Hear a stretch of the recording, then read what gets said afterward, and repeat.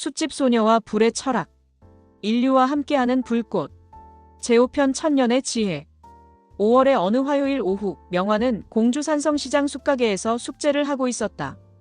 한국사 과제로 고대 생활사에 대한 보고서를 쓰는 중이었는데 문득 우리 조상들은 언제부터 숯을 사용했을까 하는 의문이 들었다. 마침 그때 가게 문이 열리며 중년 여성이 들어왔다. 안녕하세요. 혹시 여기 사장님이신가요? 아니요, 저는 딸이에요. 무엇을 도와드릴까요? 여성은 40대 중반으로 보였는데 손에는 두꺼운 책들을 들고 있었다. 저는 공주대학교 사학과 김영희 교수입니다. 최근에 백제 생활사를 연구하면서 숯의 역할에 대해 조사하고 있는데 실제 숯가게를 한번 보고 싶어서 왔어요. 명화는 눈이 번쩍했다. 마침 한국사 과제를 하고 있던 참이었다. 교수님, 혹시 옛날 사람들이 숯을 어떻게 사용했는지 알려주실 수 있나요? 지금 한국사 숙제를 하고 있거든요. 김 교수는 반가워하며 자리에 앉았다. 오, 정말 좋은 타이밍이네요. 학생이 직접 숯가게에서 일하면서 역사를 공부한다니 흥미롭네요. 김 교수는 가방에서 자료들을 꺼내며 설명을 시작했다. 우리나라에서 숯 사용의 역사는 생각보다 아주 오래됐어요. 신라시대 문헌을 보면 흥미로운 기록이 있어요. 8세기경 신라 사람들이 처음에는 일반 나무를 떼서 난방과 요리를 했는데 어느 날 불이 꺼진 줄 알고 재 속에서 나무 조각을 꺼냈더니 검게 변해 있었대요. 그게 숯이었군요. 맞아요. 그런데 신기한 게 그 검은 나무 조각이 일반 나무보다 훨씬 오래 타고 열도 더 많이 낸다는 걸 발견한 거죠. 그때부터 의도적으로 숯을 만들기 시작했어요. 김 교수는 책에서 고문서 사진을 보여주었다. 삼국사기에 보면 신라 사람들이 흙탄을 사용하기 시작하면서 생활이 호화로워졌다는 기록이 있어요. 숯 덕분에 겨울 난방이 효율적이 되고 음식도 더 맛있게 만들 수 있게 된 거죠. 정말요? 숯 하나로 생활이 호화로워졌다고요? 생각해보세요. 일반 나무를 태우면 연기도 많이 나고 금방 꺼지잖아요. 하지만 숯은 연기가 거의 없고 오래 타니까 실내에서도 안전하게 쓸 수 있었어요. 그러면 방이 따뜻해지고 음식도 집안에서 조리할 수 있게 되죠. 명화는 고개를 끄덕였다. 지금도 숯불고기집에 가면 연기가 거의 없다는 걸 알고 있었다. 그리고 더 놀라운 건 백제시대 이야기예요. 1971년에 발견된 무령왕릉을 아세요? 네, 교과서에서 배웠어요. 백제 25대 무령왕의 무덤이죠? 맞아요. 그런데 그 무령왕릉에서 정말 놀라운 발견이 있었어요. 관 주변에 숯이 가득 깔려 있었거든요. 김 교수는 무령왕릉 발굴 사진을 보여주었다. 처음에는 제사용이나 부장품인 줄 알았는데 연구해보니 습기 방지용이었어요. 1500년이 지났는데도 관과 부장품들이 거의 완벽하게 보존되어 있었거든요. 숯이 습기를 막아준다고요? 네, 숯의 다공성 구조가 습기를 흡수하거든요. 게다가 항균 효과도 있어서 세균이나 곰팡이도 막아줘요. 백제 사람들이 이미 1500년 전에 이런 과학적 원리를 알고 있었던 거죠. 명화는 감탄했다. 남 사장이 말했던 활성탄의 흡착 효과를 백제 사람들이 이미 알고 있었다니. 그뿐만 아니에요. 통일신라 시대에는 숯을 이용한 정수시설도 있었어요. 삼국유사에 보면 절터에서 우물을 팔 때 바닥에 숯을 깔아서 물을 정화했다는 기록이 있어요.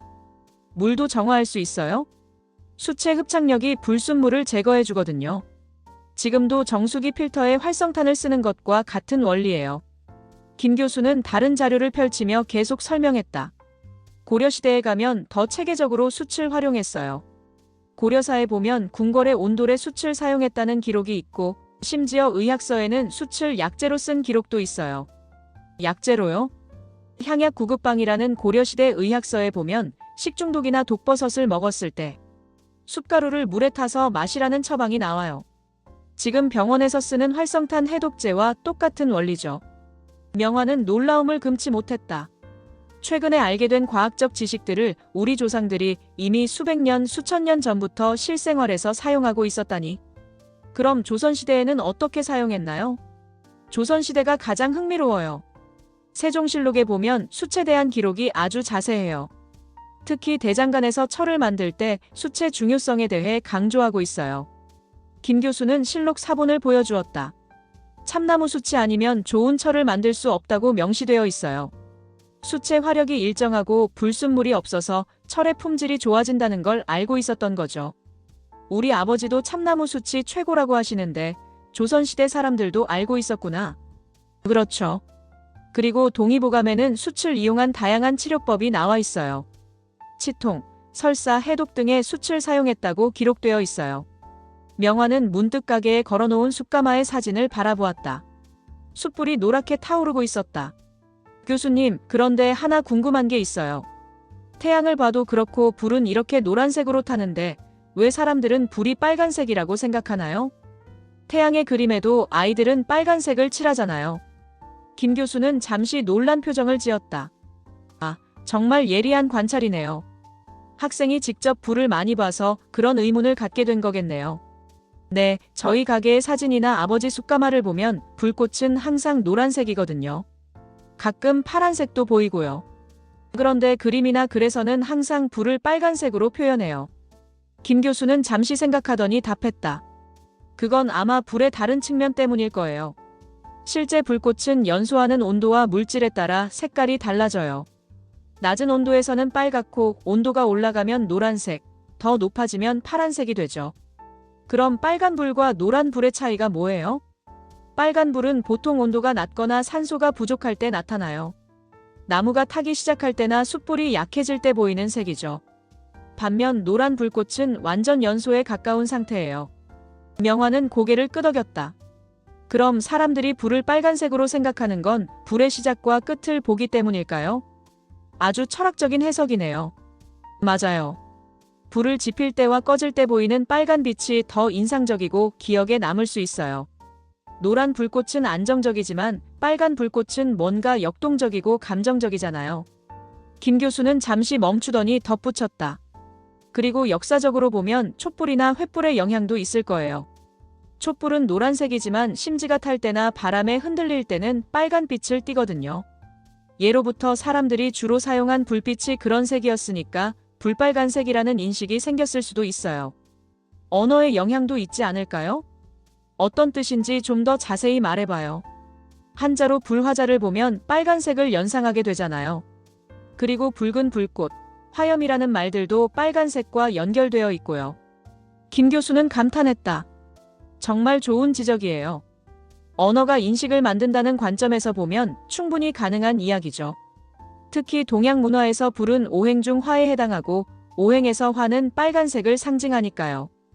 그럼 실제 불의 색깔보다는 상징적 의미가 더 강한 건가요? 그렇게 볼 수 있어요. 불의 파괴적 힘, 열정, 분노 같은 감정들이 빨간색과 연결되면서 불빨간색이라는 상징 체계가 만들어진 거죠. 그날 저녁 명화는 어머니와 함께 화로 앞에 앉아 있었다. 숯불이 노랗게 타오르는 모습을 바라보며 김 교수의 말들을 되새겼다. 엄마, 우리 조상들이 정말 대단했어요. 숯을 이용해서 습기도 막고 물도 정화하고 약으로도 쓰고. 그러게 말이야. 옛날 사람들이 과학자들이었네. 그런데 그분들은 어떻게 그런 걸 알았을까요? 현미경도 없고 화학 지식도 없었을 텐데. 순이는 잠시 생각하더니 말했다. 아마 오랫동안 지켜보고 경험했기 때문이겠지. 우리도 숯을 오래 다뤄보니까 숯의 성질을 조금씩 알게 되잖아. 명화는 화로 속 노란 불꽃을 바라보며 생각했다. 1500년 전 무령 왕릉을 만든 백제 기술자들도 이런 불꽃을 보면서 숯의 신비로운 힘을 깨달았을 것이다. 그들에게도 불은 단순한 도구가 아니라 지혜와 과학의 원천이었을 것이다. 그날 밤 명화는 일기에 썼다. 오늘 김 교수님께 들은 이야기로 우리 조상들에 대한 존경심이 더욱 깊어졌다. 신라시대부터 조선시대까지 1000년이 넘는 시간 동안 숯을 과학적으로 활용했다니 정말 놀랍다. 그리고 불의 색깔에 대한 의문도 어느 정도 해결됐다. 노란 불꽃을 보면서도 빨간 불을 떠올리는 건 실제 색깔보다는 상징과 감정의 힘이 더 크기 때문인 것 같다. 숯에 불이 붙어서 피어오를 때면 그건 빨간색이니까 이해가 되기도 한다. 우리가 당연하게 여기는 것들 뒤에는 얼마나 많은 역사와 지혜가 숨어 있을까? 창밖으로 계룡산의 실루엣이 보였다. 저 산에서 1000년 전 우리 조상들도 나무를 베어 숯을 만들었을 것이다. 그들의 지혜가 지금 자신에게까지 이어져 내려오고 있다는 생각에 명화는 가슴이 뜨거워졌다.